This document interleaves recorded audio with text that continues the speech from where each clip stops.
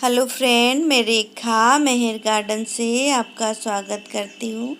और कैसे आप सब लोग? आशा करती हूँ कि आप बहुत अच्छे होंगे और गार्डनिंग में मस्त होंगे। और क्या कहूँ, आज मैं आपको अब जो अक्टूबर आने वाला है उसमें आप जो सब्जियां लगा सकते हैं। अगर आप किचन गार्डनिंग के शौकीन हैं तो आप अभी से अपने अक्टूबर के महीने में आप क्या लगाओ मैं ये बताती हूँ। तो सबसे पहले मैं आपको बताऊँ कि आप धनिया लगा सकते हैं। धनिया बहुत ही अच्छे से ग्रो हो जाती है कंटेनर में, गमले में और ज़मीन में। और इसके जो बीज हैं आपको अपने किचन में ही मिल जाएंगे। अगर नहीं है तो इसके सीड बाज़ार में आसानी से मिलते हैं, तो आप धनिया लगा सकते हो। अब आता है पालक। आप पालक को भी अपने किचन में गार्डनिंग में इस्तेमाल कर सकते हो और इसको अभी बो दोगे तो बहुत अच्छे से ग्रो हो जाएंगी। इसके बीज इस तरह से दिखाई देते हैं, ये मार्केट में आसानी से बीज की दुकान पर आपको मिल जाएंगे। अब आती है मेथी। ये भी बहुत अच्छे से आप गमले में और पॉट में और ज़मीन में आसानी से इसको लगा सकते हो। और इसके बीज जो हैं इसको भी आपको अपने किचन में ही आप इस्तेमाल करते हैं उसका ही यूज़ कर सकते हैं, किचन में मिल जाएंगे इसके बीज। अब आता है मूली। ये भी विंटर के लिए आप तैयार कर सकते हो। आप चाहो तो इनको बड़े बड़े पॉट में लगा सकते हो और इनके बीज भी आपको मार्केट में इस तरह देखने के होते हैं ये बीज, तो आसानी से आप इनको भी लगा सकते हो।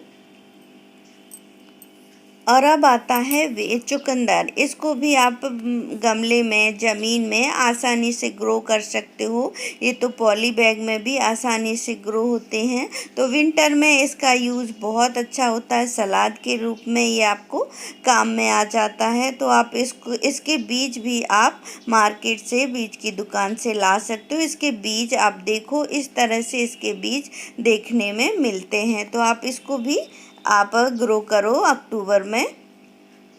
अब आती है गाजर। गाजर भी आप आसानी से अपनी किचन में गार्डनिंग में लगा सकते हो और ये खाने में भी बहुत अच्छी होती है। और विंटर की मैं तो ये सलाद में, हलवे में बहुत काम आती है। तो मैं तो गाजर अपने किचन में गार्डनिंग में ज़रूर इस्तेमाल करती हूँ, लगाती हूँ। और इनके बीज देखने में, ये देखो, इनके सीड इस तरह से होते हैं, तो आप इसको पहचान सकते हो और मार्केट से ला सकते हो। अब आता है फूल गोभी। फूल गोभी भी आप अपने गमले में और अपने टेरेस पर लगा सकते हो। इनमें आप दो दो प्लांट लगा सकते हो एक गमले में और इनके बीज इस तरह से देखने में मिलते हैं। अगर बीज नहीं है तो आप इसकी पौध भी ला सकते हो और अपने गमले में और अपने ज़मीन में लगा सकते हो। अब आती है प्याज। प्याज तो बहुत अच्छी होती है।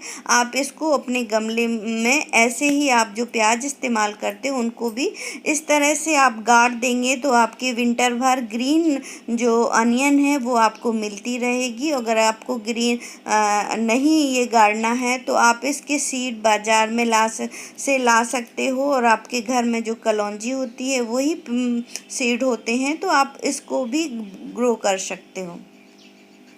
आप मिर्चा का प्लांट भी आसानी से लगा सकते हो।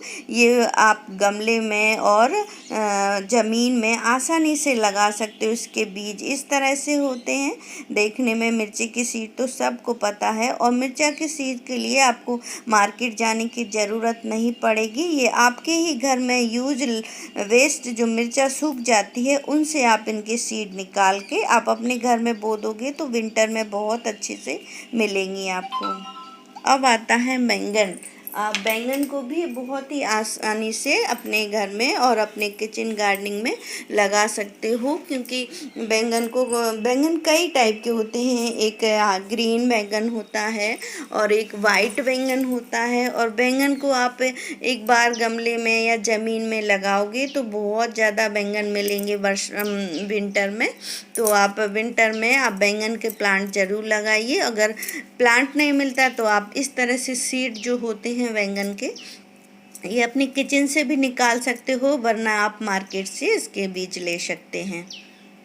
अब आता है टमाटर। आप टमाटर को भी अभी से लगा दो। आपके बीज किचन गार्डनिंग में आपको किचन से ही इनके सीड मिल जाएंगे।